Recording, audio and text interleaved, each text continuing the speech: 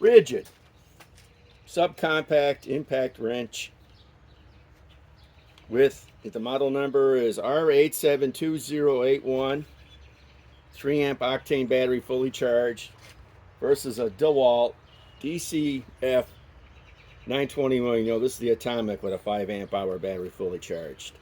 These are 6-inch power lags.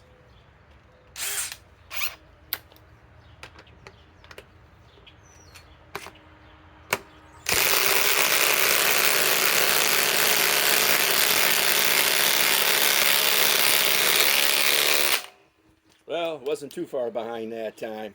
I think these are still pretty close, especially once I can get a 8 amp hour high 21700 cell battery and put the 5 amp power stack on here. These will be within spitting range of one another.